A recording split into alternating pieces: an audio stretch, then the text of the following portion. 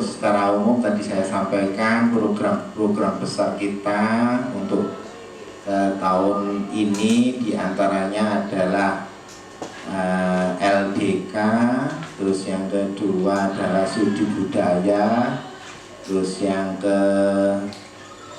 ketiga wisuda purna, dan mungkin nanti ada istilahnya perpisahan di akhir tahun ya, mungkin di akhir tahun ada perpisahannya Bapak Bambang dan Bapak Musiono, 2 orang tuh.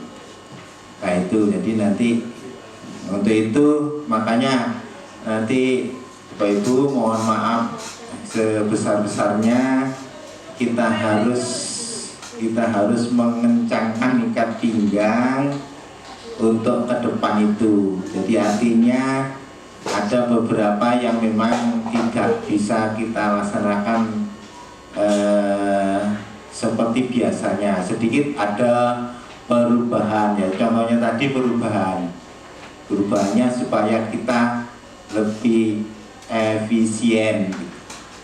Jadi seperti itu nanti kita berusaha untuk bagaimana mengumpulkan dana untuk persiapan ke depannya seperti itu.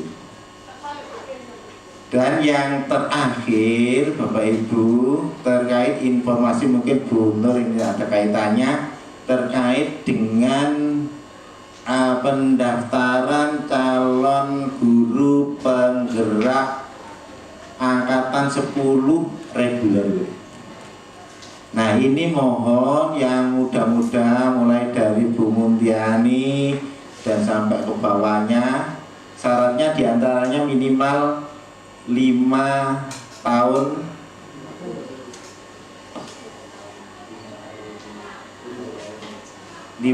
mengajar maksudnya. Untuk yang di atas 50 itu nanti jadi penilai praktek Pak. Jadi boleh seperti teman saya mungkin Bu Waniti, Bu Waniti Bupati kan kenal Bu Endang. Nah Bu Endang itu masuk di IPP itu. Ya enggak tahu nanti kedepannya jadi pengawas atau apa. Ingat pengawas kita ya tinggalannya 3 orang itu, 1 Gresik ya. Terus makanya tolong yang muda-muda ini harus terus berinovasi, harus berubah, bergerak. Saya ingat apa yang disampaikan oleh Pak Haryanto itu filosofinya besi, saya besi itu didiamno tok tayengan mengkeret akhirnya lapuk rusak dan hancur. Tapi kalau besi dipanasi maka besi itu mudah dibentuk, mudah diarahkan dan menjadi yang lebih baik kualitasnya. Nah sama seperti itu, kita ini tidak boleh diam, harus terus mengikuti perkembangan terutama dalam bidang pendidikan. Kalau kita diem koyok biyen ya ketinggalan sepur kan begitu. Termasuk misalnya dengan IT, minimal kita harus bisa mengoperasikan IT, bisa mengoperasikan gadget kita, bisa mengoperasikan laptop dan sebagainya, karena semuanya itu melalui gadget sekarang. Dan Bapak Ibu monggo di grup BA itu diramaikan. Yang meramaikan mosok kok Pak Bu Frontok, yang lain ya monggo, kalau ada kegiatan diposting saja tidak apa-apa. Ini maksudnya supaya Pak kayak foto, kayak dokumen, sehingga teman-teman kita kalau mau ambil apa untuk dokumentasi dan sebagainya tinggal comot saja. Nah ini kemarin terima kasih Bu Dian sudah posting ya. Jadi pokoknya kegiatan di foto-foto di upload, cepat-cepat upload gitu. Bahasanya kan seperti itu. Karena ya sekarang gadget ini kan jadi istri kedua atau suami kedua. Tak kelon ibu. Iya. Masanya apa, kadang-kadang dari dinas itu titit jam 10 malam ada informasi apa untuk besok pagi loh kan gitu.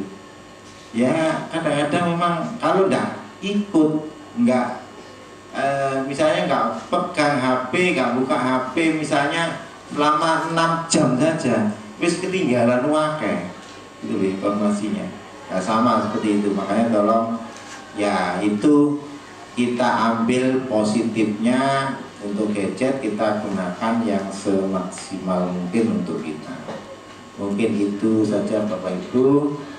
Lain kali kita sambung. Saya akhiri. Wabillahi taufiq wal hidayah. Assalamualaikum warahmatullahi wabarakatuh. Terima kasih kepada Bapak Kepala Sekolah. Bapak Ibu, itu tadi briefing dari Bapak Kepala Sekolah, di mana yang bisa kita garis bawahi adalah tentang yang pertama selaku warga UPT SMP Negeri 27 Gresik, di mana panggung kita masih kurang barangkali nanti ada tetangga kita atau mungkin sejauh jauh yang mau kesini masih bisa mendaftar Bu, karena pagunya yang seharusnya 128 berarti masih 119 ya. Kemudian yang kedua adalah bahwasannya kita harus tetap terus semangat dan tingkatkan prestasi, sehingga walaupun sekolah kita adalah sekolah mewah alias mepet sawah, tetapi semoga dengan prestasi yang kita tunjukkan kita bisa tidak kalah dengan SMP-SMP kota. Yang ketiga adalah yang tidak kalah penting adalah cintai profesi kita ya, karena profesi kita ya memang guru ya, cintai itu ya, sehingga kita bisa enjoy dan ikhlas menjalankan tugas kita. Semoga dengan itu semua dapat membawa barokah bagi kita dan keluarga kita semua, amin amin ya rabbal alamin. Ya itu saja yang saya tarik tadi ya. Kemudian di tempat kita banyak ya generasi guru-guru mudanya ya, tadi diberi semangat oleh Bapak Kepala Sekolah untuk mengikuti calon guru penggerak ya. Itu saja yang tadi bisa kita garis bawahi, dan selanjutnya tibalah kita pada acara ini diseminasi ya budaya positif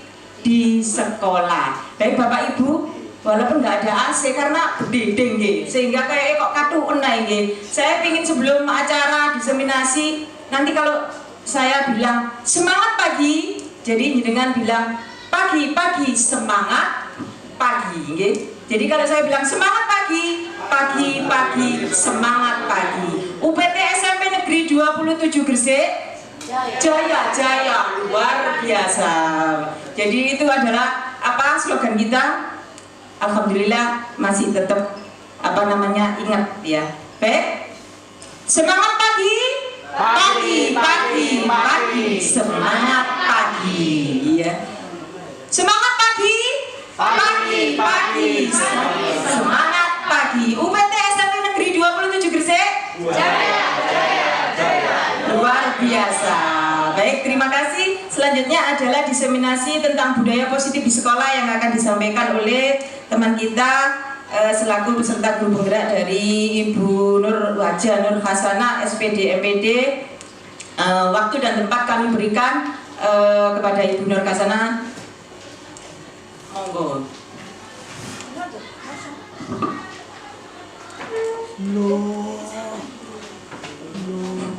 Terima kasih waktu yang diberikan.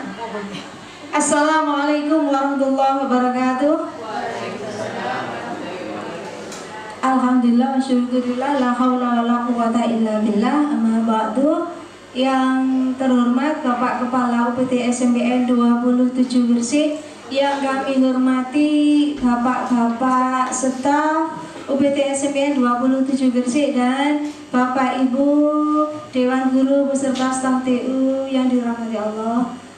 Mohon maaf, saya mohon izin kepada Bapak Kepala Sekolah, juga kepada Bapak Ibu yang lain, mohon izin waktunya untuk saya melakukan pengimbasan atau berbagi. Jadi apa yang saya peroleh, saya belajar dalam satu modul di pendidikan guru penggerak ini, saya diharuskan untuk mengimbaskan kepada teman-teman supaya perubahan yang terjadi ini bukan hanya saya pribadi, tetapi menjadikan semua sebagai warga sekolah juga punya informasi yang sama. Dan nanti juga dari informasi yang sudah ada ini nanti kita terapkan dalam pendidikan di sekolah, di kelas kita masing-masing. Mohon maaf Bapak Ibu, saya di sini bukan kok yang paling pinter atau yang paling tahu atau yang paling bisa, enggak, sama saja saya hanya belajar menyampaikan apa yang seharusnya saya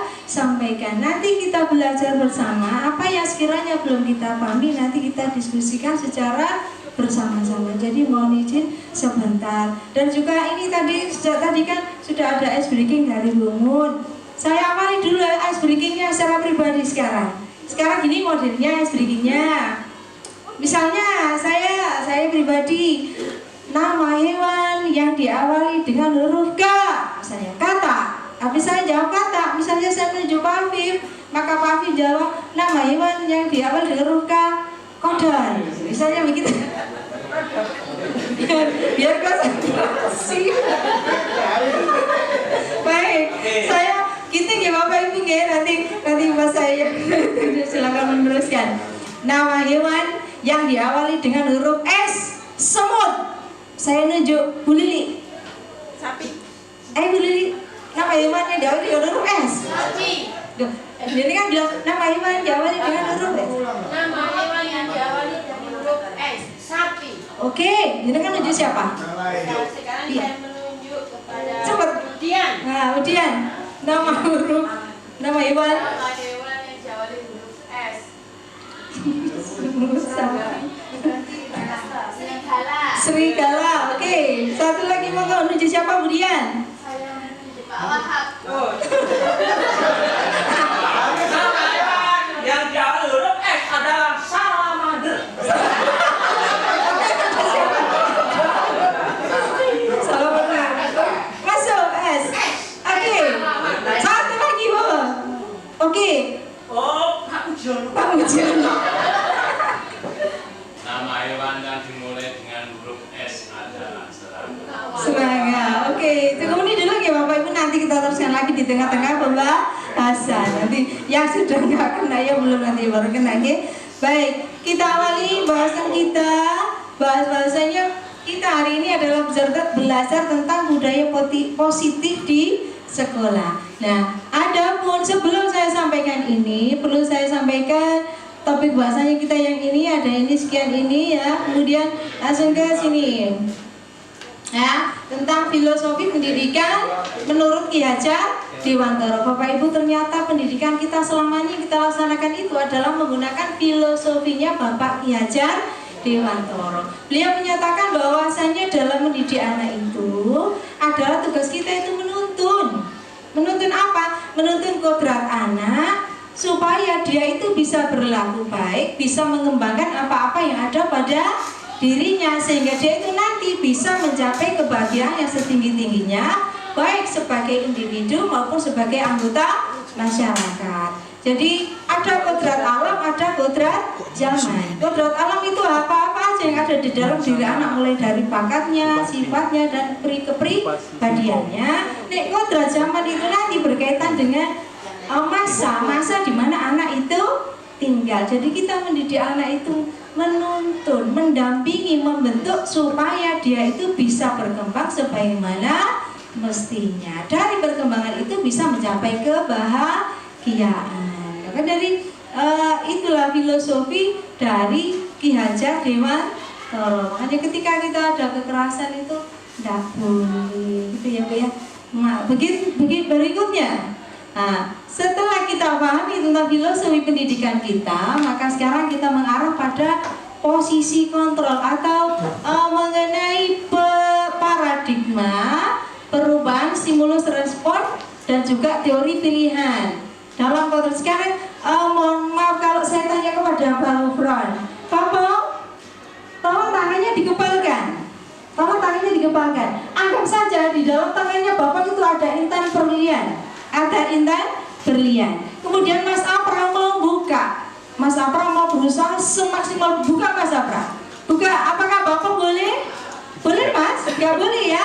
Gak boleh dibuka sama Mas Apra. Sekarang kalau misalnya tetap dipegang, kemudian Mas Apra selain maksa, apa lagi Mas Apra untuk supaya Bapak mau buka ikatan tangannya? Titik-titik, titik-titik, dan apa lagi? Dikasih uang, di lobby dan seterusnya ya. Pokoknya dengan cara apa, bagaimana Mas Apra bisa membuka tangan dari Mbak Gubernur. Terima kasih Pak Gubernur. Nah itu di dalam situ ada sesuatu yang berharga. Kalau dikaitkan dengan stimulus kontrol di situ, apa yang dilakukan Bapak itu adalah beliau merupakan mengontrol diri beliau sendiri. Beliau tidak mau dikontrol oleh orang lain. Nah ini berkaitan dengan stimulus respon dan juga teori pilihan itu ada Bapak Ibu mengenai teori kontrol, apakah termasuk stimulus respon ataukah teori kontrol atau pilihan. Dan yang wajib atau yang bagus kita lakukan adalah yang teori kontrol atau pilihan. Coba sih Mbak Dian, tolong dibaca yang pertama itu apa Mbak Dian? Yang kan teori pilihan? Yang teori pilihan? Ya, yang pertama? Kita berusaha memahami pandangan orang lain tentang diri. Nah, kita memahami orang lain, artinya toleransi. Yang kedua enggak? Semua perilaku memiliki tujuan. Jelas lah, kita marah juga ada kan ya? Ada penyebabnya, ada tujuan. Kemudian yang ketiga? Hanya kita yang bisa mengontrol diri kita sendiri. Berikutnya? Anda tidak bisa mengontrol orang lain. Ya, bagus. Berikut? Kolaborasi dan konsensus menciptakan pilihan-pilihan baru. Nah, ini adanya kolaborasi dan juga kerja sama. Dari kerjasama nanti menunjukkan solusi. Terus yang terakhir?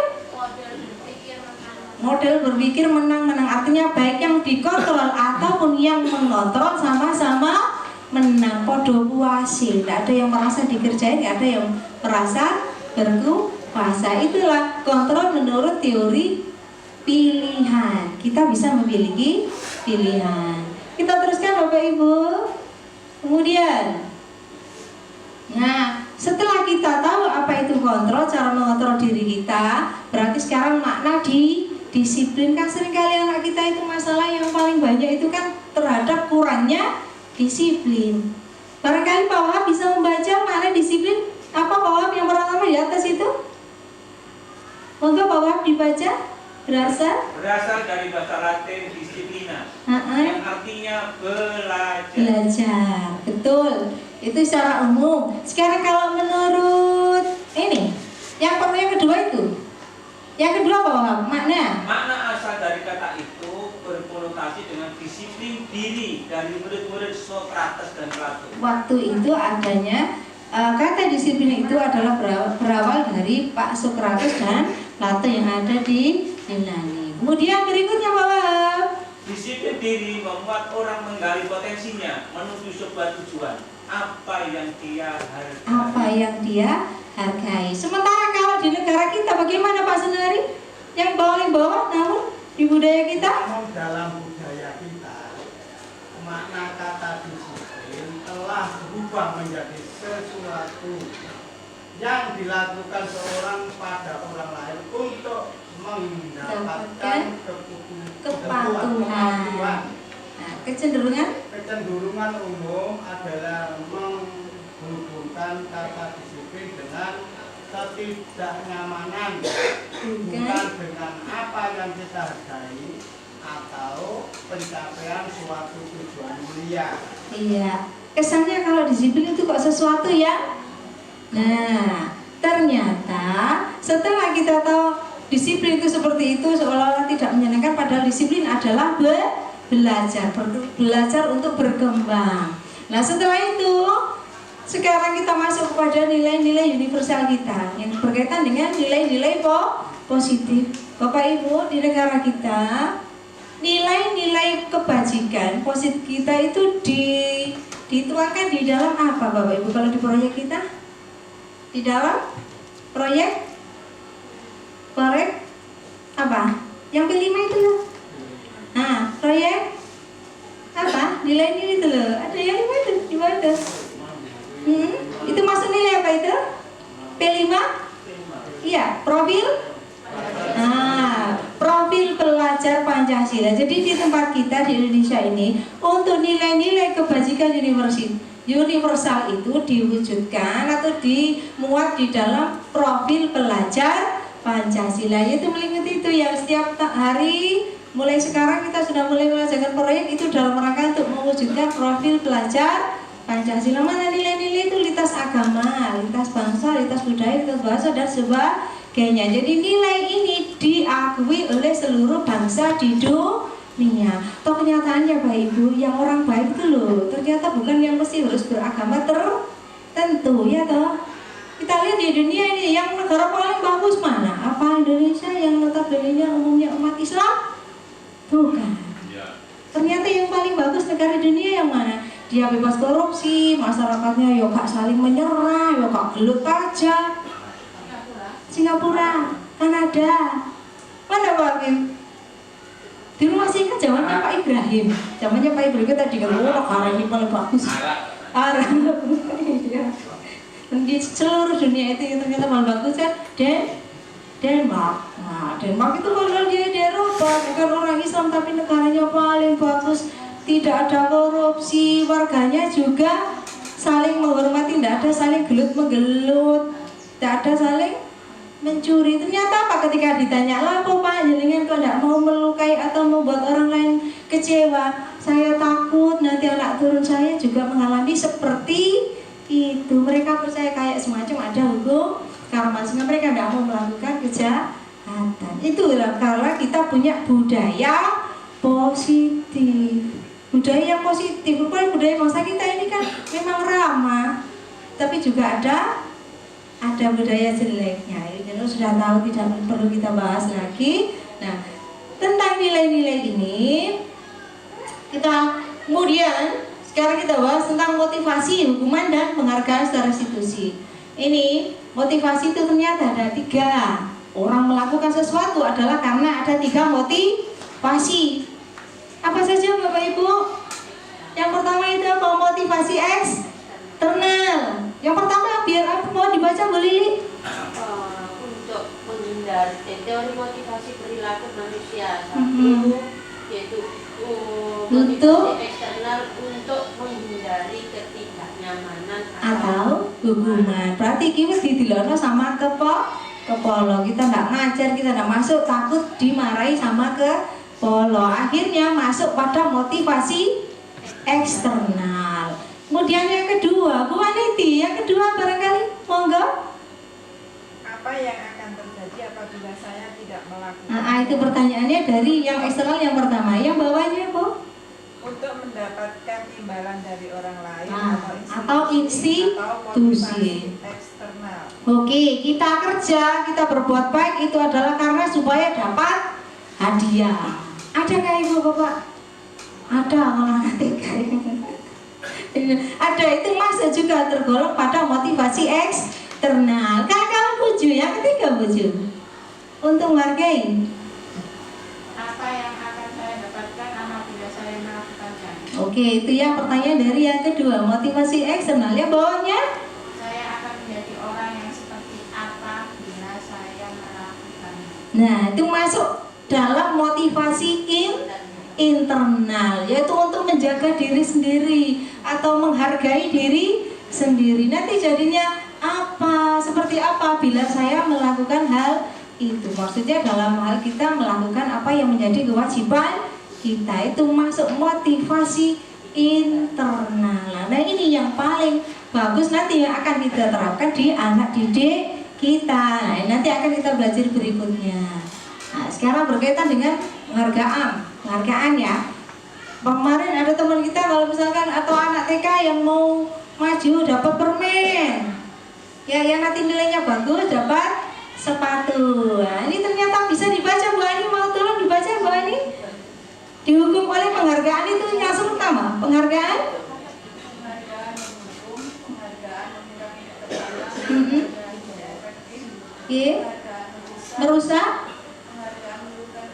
menurunkan kualitas. Penghargaan mematikan kreativitas. Oke. Penghargaan mengurangi motivasi. Intrinsik. Penghargaan itu mengurangi motivasi intrinsik. Percaya mboten nggih, Bu? Percaya enggak? Kalau kita misalkan melakukan sesuatu selalu mengharap adanya sesuatu atau dapat upah atau dapat penghargaan, akhirnya apa yang muncul? Kita mesti ngejar, mengharap itu kok BL kemarin kok BL duit kok BL menghargai. Nah sebagainya ini menurut dulu tokohnya ada itu. Ini bukan pendapat saya tapi pendapat dari para tokoh. Nah kemudian bagaimana sebaiknya kita memberikan penghargaan pada anak atau pengakuan atau semacam apresiasi kebajikan. Itu ada kata-katanya, jangan bisa melihat sendiri. Ada ucapan terima kasih atau apa sebagainya. Itu yang bisa kita lakukan untuk melakukan penghargaan kepada anak kita. Coba Bu Dia, tolong Bu Dia dibaca yang pertama, yang paling atas, baris pertama. Ya. Kemarin saya diperhatikan. Saya perhatikan. Kemudian kalau yang nilai kebajikan? Rasa empatimu besar sekali. Kemudian di situasi? Pada saat menolong murid baru di kelas kita. Nah, ini adalah merupakan suatu penekanan kata-kata untuk membuat anak-anak itu bersemangat ketika mereka melakukan kebaikan. Terima kasih, kepedulianmu sangat besar. Itu adalah kata-kata yang bisa kita gunakan untuk membuat atau menghargai apresiasi kebaikan yang sudah dilakukan oleh anak-anak. Jadi kata-kata yang bisa kita lakukan di situ. Nah, kemudian restitusi. Ini tadi kan kita sudah memahami tentang motivasi anak dan juga cara menghargai anak secara lisan dan juga dengan tindakan, asalkan dengan tidak penghargaan yang kayak tadi memberikan sesuatu. Nah, sekarang itu tentang restitusi. Restitusi ini nanti berkaitan dengan ketika anak menghadapi sebuah masalah. Restitusi yang belum baca tadi Bu Putri. Maka Bu Putri dibaca yang pertama.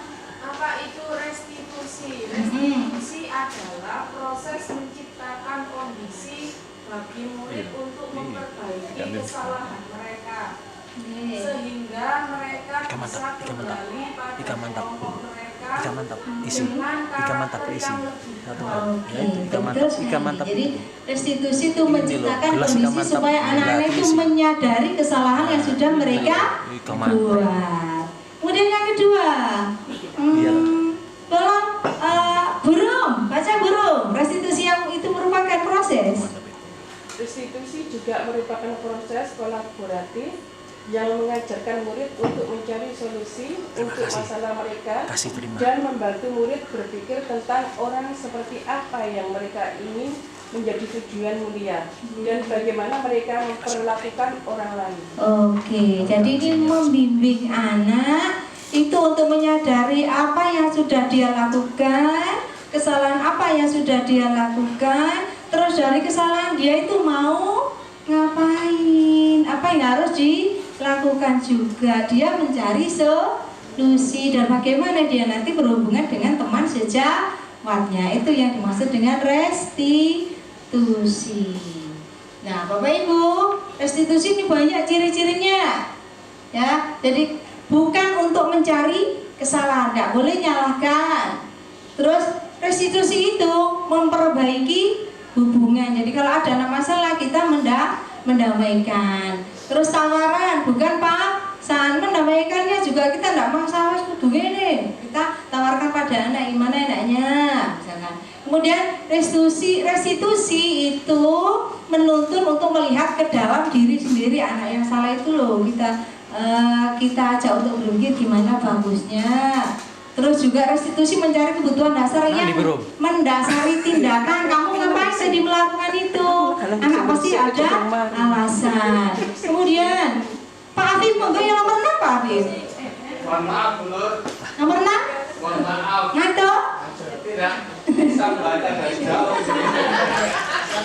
Kalau Bu Nini bisa kelihatan Bu Nini. Nomor 6 Bu Nini. Pakai pinjam kacamata. Restitusi. Oke, cara yang paling baik. Kemudian berfokus pada karakter, bukan tindakan. Oke, 8. Restitusi fokus pada solusi. Pada solusi. Restitusi mengembalikan murid yang berbuat salah pada Oke, jadi kita memberikan anak yang berbuat salah tadi itu loh, bukan dia merasa minder atau merasa paling bersalah, tapi dia bisa memperbaiki dirinya sehingga bisa kembali kepada kelompoknya. Jadi kita carikan solusi juga. Itu ciri-cirinya restitusi. Kemudian setelah ada restitusi ini nanti ada videonya Bapak Ibu untuk menerapkannya seperti apa. Nah sekarang ini keyakinan kelas. Keyakinan kelas ini nanti berkaitan dengan nilai-nilai positif yang berlaku di kelas. Jadi nanti mengapa tidak peraturan sahabat tetapi harus keyakinan kelas? Ini pun Bu Marti, kenapa kok gak peraturan saja tapi harus keyakinan kelas ini? Gimana Bu Marti? Kok harus tidak harus peraturan tapi keyakinan kelas? Gimana? Untuk motivasi intrinsik kembali gitu kan? Iya, ini mengapa? Untuk motivasi intrinsik kembali ke nilai-nilai atau keyakinan-keyakinan yang lebih menggerakkan seseorang dibandingkan mengikuti serangkaian Peraturan-peraturan, iya. Menyadarkan kalau budaya itu, kalau peraturan itu biasanya memaksa, kemudian sanksinya juga jelas situasi. Tapi kalau nanti dia yakin dan menjadikan itu sebuah budaya, maka anak secara internal, secara intrinsik akan menyadari dengan sendirinya. Kalau misalnya mengapa harus menggunakan helm, karena memang itu apa itu untuk keselamatan. Mengapa harus pakai masker? Adalah untuk kesehatan. Mengapa? Ketika sekolah harus tepat waktu misalnya ya, karena biar kita disiplin, tidak buang-buang waktu, tetapi tepat waktu. Ini keyakinan kelas. Nah, nanti Bapak Ibu, untuk keyakinan kelas ini ada bentuknya. Ini bentuknya tabel T.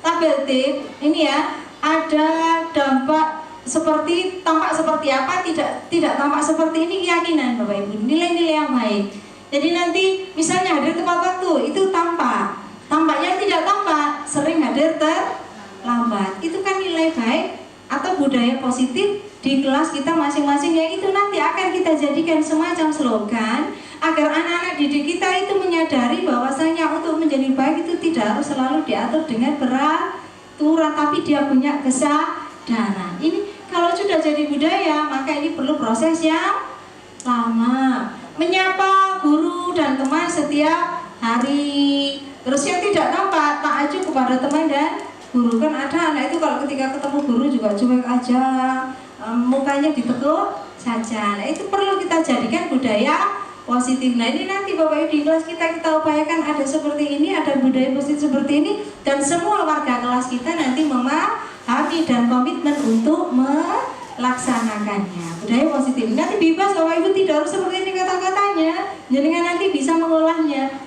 Tampak seperti apa, tampak rapi kan boleh ya, tampak rapi. Yang tidak tampak, baju tidak dimasukkan, itu nanti bisa dijadikan budaya positif kita yang bentuk T. Sekarang yang bentuk Y, ada bentuk Y budaya positif seperti ini. Ini kan kita lakukan di gelar macam terdengar, berberi, laku, terlihat, itu masing-masing ada kata-kata contohnya. Ada masing-masing kata contohnya. Nanti di kelas kalau kita membuat model seperti ini juga bisa. Maka nanti di kelas kita upayakan ketika masuk kelas pertama sebagai wali kelas adalah kita kesepakatan membuat budaya positif kelas atau keyakinan kelas. Misalnya saling menyayangi, ketika ada temannya berbicara kita mendengarkan, suka mengapresiasi. Kalau ada temannya mau tampil itu didukung, jangan malah diketawain biar mereka tidak menjadi semakin minder.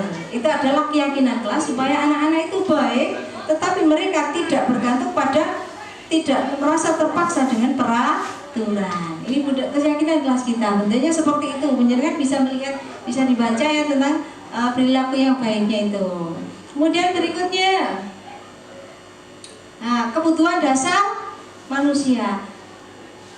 Kayak tadi, keyakinan yang kita miliki itu sekarang dihubungkan dengan kebutuhan dasar manusia. Kita berbuat sesuatu itu kan memang memenuhi kebutuhan dasar. Kayak tadi ada anak nggak nyapa gurunya, butuh dasarnya apa? Mungkin dia ingin bersenang-senang. Oke, yang pertama itu, mohon buju yang pertama tengah itu apa buju? Survival. Apa survival?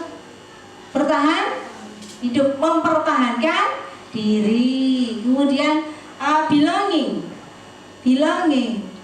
Apa mohon?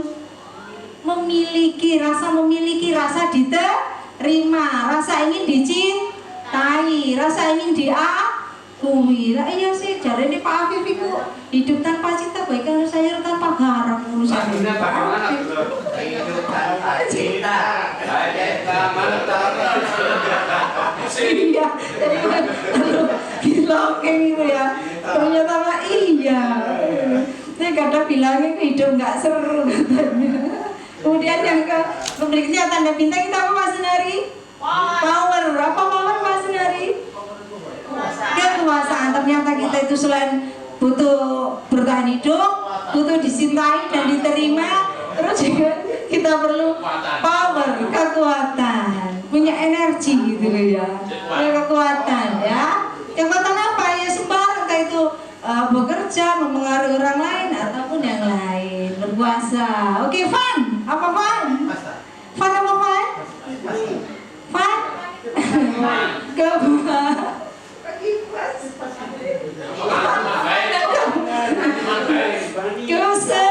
Kesenangan bagaimana?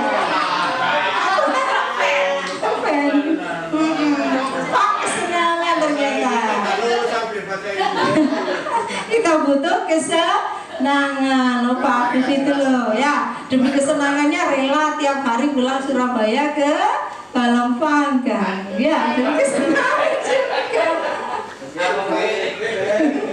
Kemudian ya, itu kan berarti kita kalau nggak senang biasa terus saja hidup itu jenuh, sesekali perlu.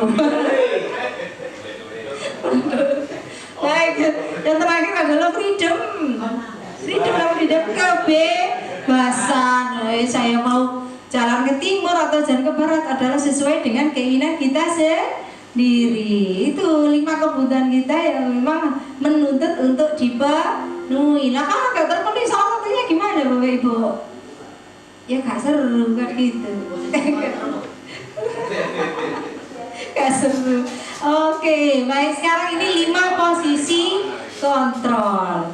Nah, ini Bapak Ibu berlanjut dengan kebutuhan kita. Ini ada 5 posisi kontrol kita dalam memperlakukan anak itu loh ya. Nah, ini posisi kontrol pertama ini sebagai penghukum dalam mengontrol anak kita ini ya. Ada sebagai penghukum. Terus yang kedua, membuat rasa bersalah. Kemudian yang ketiga, model sebagai teman. Kemudian yang keempat, memantau atau konsekuensi. Kemudian yang kelima yaitu sebagai manajer. Tentang materi ini saya putarkan video nanti penjelasan biar punya gambaran yang jelas tentang bagaimana pelaksanaan 5 posisi kontrol. Apa masuk menghukum atau membuat rasa bersalah dan sebagainya.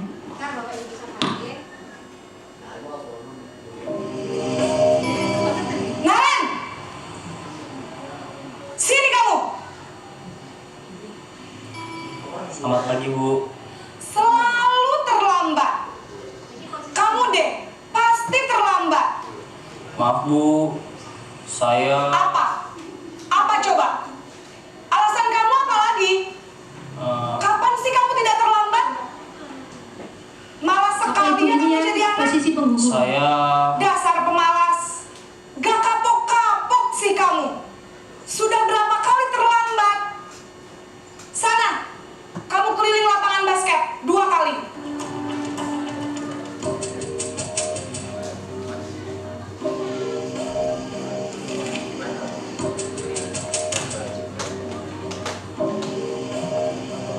Naren!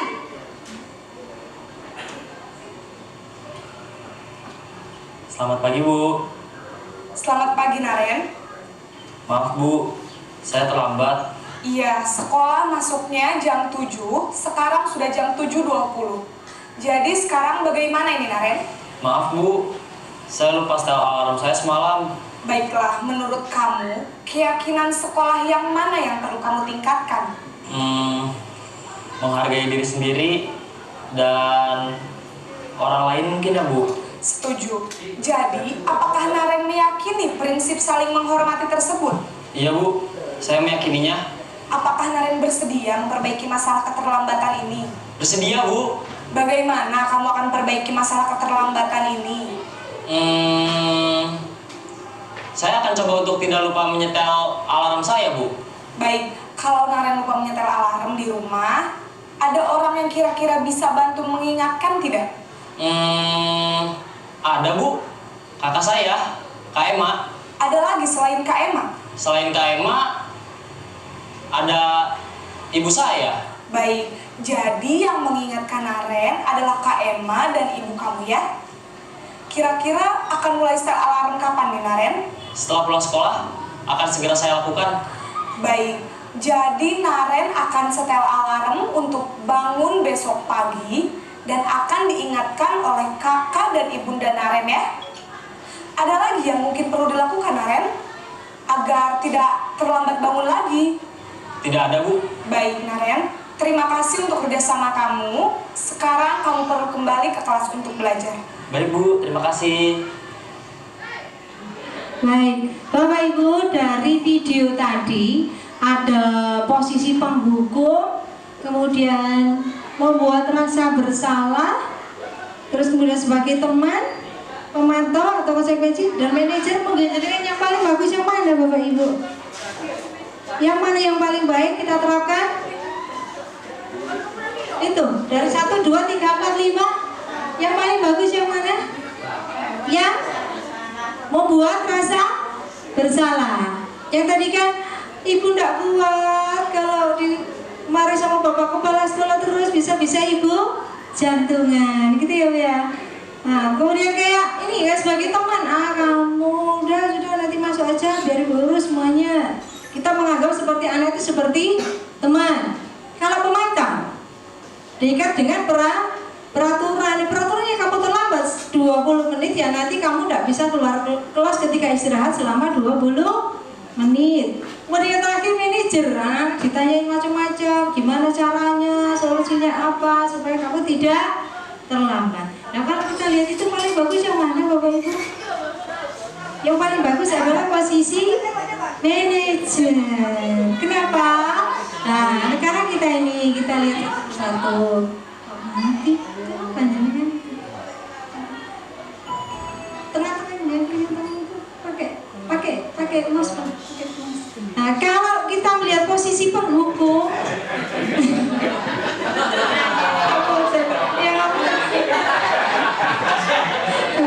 kalau posisi penghukum itu kan kita sama anak kayak jahat ya Bapak Ibu ya, orang gitu ya. Nah, ternyata anak kalau nggak dihukum dengan seperti itu bisa menimbulkan rasa dendam, marah, menyimpan kebencian, kita terlalu kasar. Kemudian kalau membuat rasa bersalah, kok gak sana ya ibu sana, bekerja begini kok seperti ini ya. Ini dampaknya apa pada anak secara psikologi?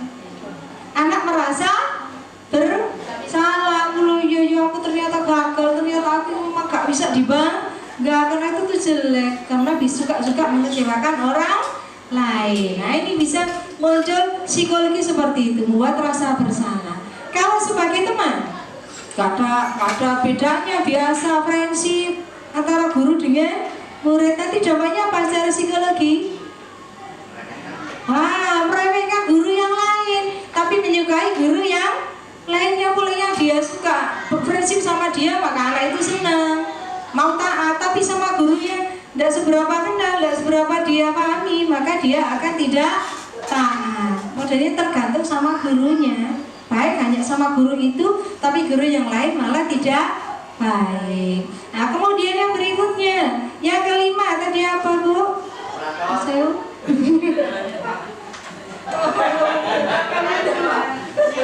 Nah, kemudian pemantau.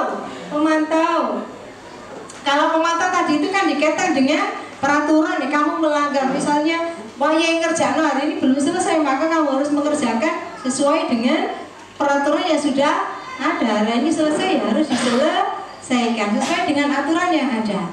Nah, sementara kalau yang manajer ini anak itu kita tahu salahnya apa, kemudian bagaimana solusinya. Maka yang paling bagus adalah manajer, karena dengan manajer ini anak tumbuh rasa kesadaran secara intrinsik. Dia bisa mencari solusinya, dia juga bisa memperbaiki kesalahannya dari 5 posisi kontrol ini. Jadi nanti seperti itu Bapak Ibu. Yang terakhir tadi yang kita terapkan ketika menghadapi anak yang bersalah atau anak yang menghadapi masalah, kita ada step-step yang harus kita lakukan.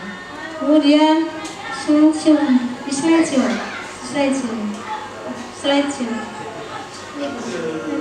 Kalau itu sebenarnya itu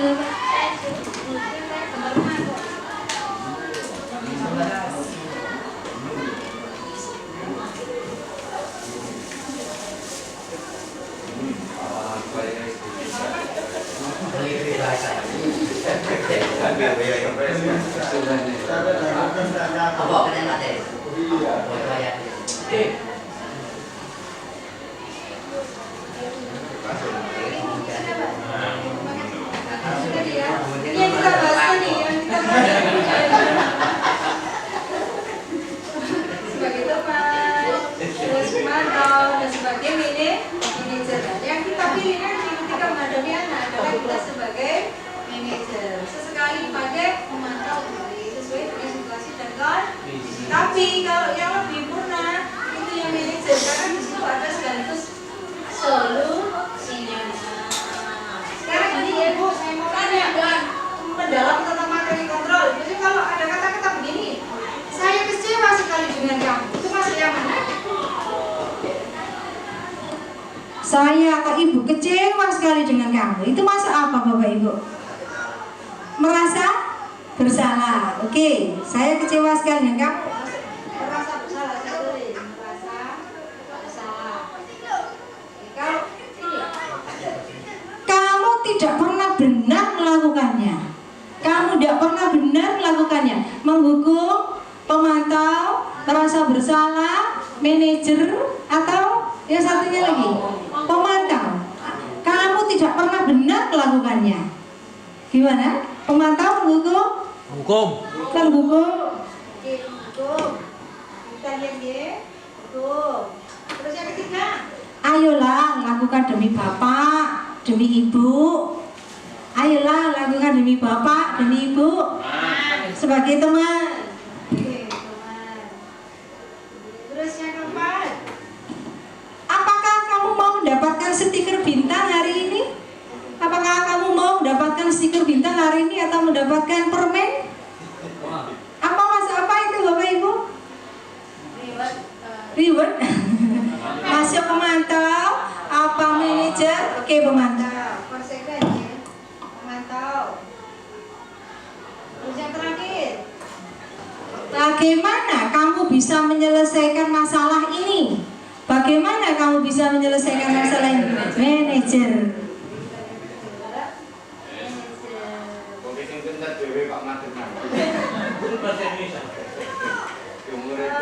Kita lihat Bapak Ibu. Nah, yang pertama tadi kita sepakati merasa bersalah. Jawabannya apa itu Bu? Apa itu? Betul ya, merasa bersalah. Terus yang kedua, penghukum. Betul. Yang ketiga, merasa sebagai teman. Yang keempat, pemantau atau konsekuensi. Yang kelima, manajer. Malah tepuk tangan kok. Pointer ternyata teman-teman, betul semuanya ya. Pas sesuai dengan bahasan kita ya. Si pokoknya namanya juga Bu Guru, Pak Guru, hebat deh. Berikutnya, nah sekarang tiga restitusi ini juga ada videonya Pak Ibu. Sabar ya Pak Ibu, saya batalkan, saya ambilkan videonya, saya putarkan biar saya nggak banyak ngomong, tapi jenengan sudah langsung paham cara prakteknya restitusi. Segitiga restitusi, maksudnya gini, ini cara menerapkan manajer, cara menerapkan model manajer tadi loh Bapak Ibu. Ini kita namanya segitiga restitusi. Saya ambilkan dulu videonya. Ibu dan Bapak Guru, berikut ini akan ditunjukkan bagaimana seorang guru berada dalam posisi manajer menggunakan penerapan segitiga restitusi.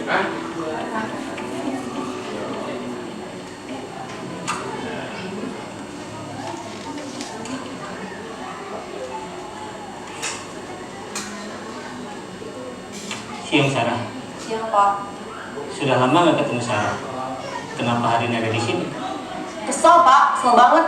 Masa aku dikatain tukang fitnah Pak? Ya aku marah lah. Aku balik ngatain Eka di depan kelas. Kesel banget. Oh begitu. Ya pasti kamu marah dan kesal. Bapak juga akan marah apabila ada yang menuduh Bapak seperti itu. Kemudian pada saat itu kamu mau melakukan apa? Ya saya langsung ngatain Eka lah Pak. Kesel banget. Saya bentak-bentak dia depan teman-teman lain. Oh begitu. Pasti kamu melakukan seperti itu karena suatu alasan tertentu kan? Iyalah, masa saya diam saja Pak? Ya saya bela diri lah. Masa saya dituduh tukang fitnah? Ya wajar lah. Mempertahankan harga diri itu sesuatu yang penting buat kamu. Untung kamu tidak bertindak lebih gegabah lagi. Hanya membentak-bentak. Iya Pak. Untung saya masih bersabar dan hanya membentak saja. Sudah gemes padahal. Saya pasti bela diri lah. Ya pasti ya. Tapi kamu memilih untuk tetap bertahan dan bersabar. Kamu memilih untuk tidak berbuat lebih parah lagi bukan? Iya. Nah, sekarang coba kita lihat lagi tindakan kamu yang bentak-bentak Eka di kelas. Tindakan kamu itu kira-kira sesuai dengan keyakinan kelas atau prinsip kamu tidak? Enggak lah Pak. Capek Pak jadi pemarah. Jadi keyakinan atau prinsip mana yang kurang sesuai dengan keinginan kamu? Ya, saya sebenarnya sangat menghargai orang lain. Mungkin saat itu saya menjadi emosi, jadi tidak menunjukkan sikap itu. Kamu meyakini tidak? Menghargai orang lain itu penting buat kamu? Yakinlah Pak. Iya, setuju. Kita harus saling menghargai. Namun, ada juga keyakinan yang kita sepakati yang perlu kita jalankan apabila kita sedang marah, bukan? Ya, saya bisa lebih proaktif, mulai dengan diri sendiri. Saya bisa jadi lebih bersabar, mengambil waktu jeda untuk berpikir mau apa selanjutnya. Kira-kira kamu bersedia memperbaiki masalah ini tidak? Bersedia Pak. Kalau kamu memperbaiki masalah ini, kamu akan menjadi orang seperti apa? Saya akan menjadi orang yang bertanggung jawab kali ya Pak. Dan senantiasa proaktif. Iya, menurut kamu bagaimana rasanya menjadi orang seperti itu? Ya nyaman lah, bangga bisa bersabar dan menahan diri. Baiklah kalau begitu. Yuk kita pikirkan bagaimana memperbaiki masalah ini. Proses penerapan segitiga restitusi. Jadi ada step-stepnya, mulai dari itu Bapak Ibu. Ada yang pertama ini menstabilkan identitas. Tadi Bapak yang Pak gurunya tadi kan bilang itu apa itu kemudian coba dibaca kemudian menstabilkan identitas itu apa aja? Dari atas. Membuat anak yang merasa gagal karena berbuat salah menjadi positif terhadap dirinya. Ya. Karena berbuat salah itu hal yang manusiawi. Ya. Ada manusia yang sempurna, bapak atau ibu juga buat salah, kita pasti bisa menyelesaikan permasalahan ini. Nah cukup Mbak Dia, terima kasih. Jadi menstabilkan identitas itu kayak membesarkan hatinya gitu supaya dia tidak merasa tertekan. Jadi kita besarkan hatinya gak apa-apa, tidak ada manusia yang sempurna. Itu menstabilkan identitas. Sekarang berikutnya validasi kebutuhan. Kalau bahasa lagi Mbak Dia langsung kata-katanya aja. Guru berkata, kamu bisa saja kan melakukan hal yang lebih buruk, tapi kamu tidak melakukannya kan? Kamu pasti punya alasan mengapa melakukannya. Apa yang penting bagi kamu? Tetap berusaha menjaga sikap itu, tapi tambahkan sikap yang lain yang baru. Cukup, ya. Jadi validasi di sini itu kita menyatakan pada anak bahwa supaya dia menyadari apa yang sudah dia salah, apa yang sudah dia kerjakan itu adalah sebuah kekeliruan. Jadi kita validasi kebutuhannya. Kita katakan mesti ada alasannya. Kemudian berikutnya menanyakan keyakinan apa Mbak Dian? Apa nilai yang kita percaya di kelas atau sekolah kita? Dan nilai soal apa yang telah kita sepakati? Kelas yang ideal itu seperti apa sih? Kamu ingin jadi anak seperti apa? Apa yang kamu orang yang seperti apa. Oke, terima kasih cukup Mbak Dian. Jadi menanyakan keyakinan kayak tadi yang ditanyakan sama Pak gurunya. Jadi dari keyakinan kalau sudah kita sepakati, kamu apa yang belum kamu tunjukkan. Bahkan adanya anaknya terus jawab, tentu saya sangat menyayangi, itu menghargai teman itu tadi. Jadi dari situ nanti anak-anak menyadari kesalahan yang sudah dia buat dan kita tawarkan sekalian solusinya supaya dari kesalahan yang dia kerjakan itu tidak melanggrang, tapi ada penyelesaiannya. Setelah selesai maka akhirnya anak-anak bisa akrab kembali, bisa berteman kembali dengan temannya. Ini caranya dengan tiga restitusi. Dan ini pertanyaan-pertanyaan yang bisa kita sampaikan kepada anak mengenai pelaksanaan segitiga restitusi. Bapak Ibu mau ini sekali lagi ya Bapak Ibu. Saya mau presentasikan praktek saya restitusi dengan anak, mohon jangan diketawakan, jangan dicibir ya Bapak Ibu. Habisnya saya wajib soalnya, saya harus menyampaikan itu. Di desa dia saya buat dengan anak-anak, mohon maaf sekali saya upayakan untuk saya tampilkan di sini, nanti direkam kan nanti laporannya itu harus saya tampilkan pula. Sebentar. Kita akan membuat nilai-nilai yang akan dijadikan keyakinan kelas. Apa maksudnya nilai-nilai? Nilai-nilai itu sikap-sikap yang baik. Sikap-sikap yang baik itu misalnya apa? Misalnya saling menyayangi, disiplin, datang tepat waktu, dan lain sebagainya. Nah, dalam menyusun kesepakatan nilai-nilai ini itu tidak menentukan, tapi yang menentukan adalah anak sepakat. Kamu nanti menurut sampai semua tiap anak ini nanti kira-kira nilai-nilai bagus atau keyakinan positif apa yang perlu kita tanamkan, yang perlu kita laksanakan dan kita yakini di kelas 7. Jadi ya, jadi nanti keyakinan tiap anak nanti memberikan kertas, kita menyusun sampai sepakat kamu nanti keyakinan seperti apa. Contohnya tadi udah dibilang tadi, misalnya datang tepat. Nah, nanti kita buat model D ya. Model D itu apa yang bisa ditambahkan, apa yang tidak ditambahkan, maksudnya mana yang bagus, mana perilaku yang tidak bagus itu yang boleh tampak, yang tidak boleh. Ya nanti ini bagi sebagian sini adalah kertas, silakan nanti kamu memilih atau menentukan keyakinan atau keyakinan yang kita sepakati di kelas kita ini. Ya, yang tampak dan yang tidak boleh tampak ya. Boleh sama nanti kalau sama masuknya sama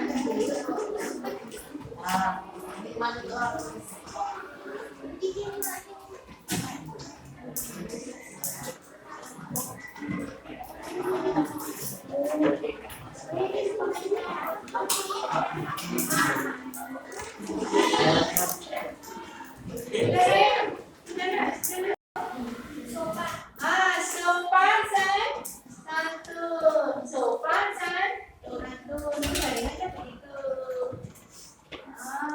Ya, sopan. Lagi nilai sopan. Oke, bertanggung jawab.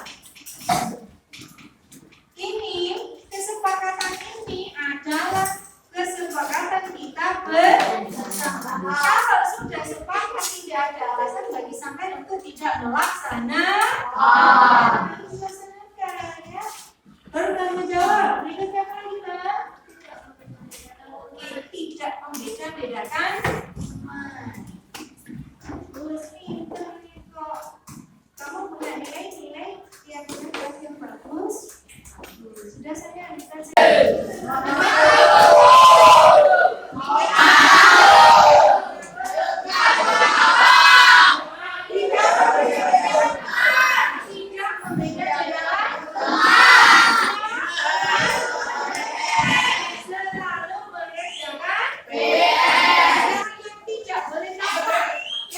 Dilakukan ya. Lalu apa? Nilai 2.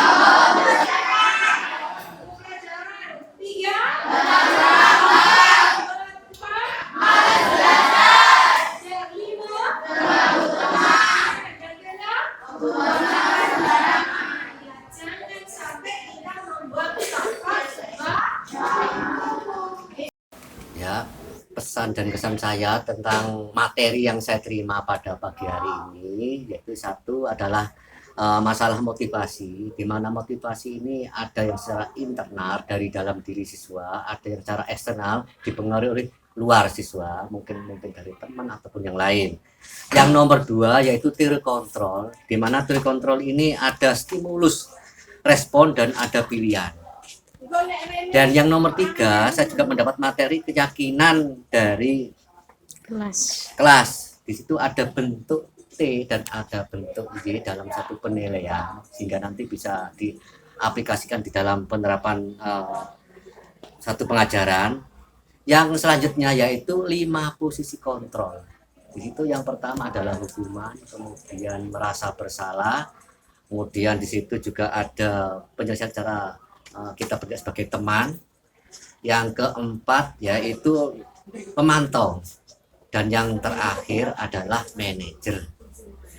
Materi yang terakhir yang saya terima yaitu segitiga restitusi, di mana itu ada satu aplikasi penerapan dari satu masalah yang dihadapi oleh siswa, dan kita sebagai guru harus berpikir dari materi pada pagi hari ini, di mana pada waktu itu ada materi masalah restitusi, yaitu yang selama ini Pak atau Bu ya, saya sebagai guru itu menganggap siswa itu sebagai objek apabila dia melakukan satu kesalahan, sehingga saya sering menggunakan penyelesaian itu dengan cara hukuman dengan harapan siswa tidak melakukan lagi.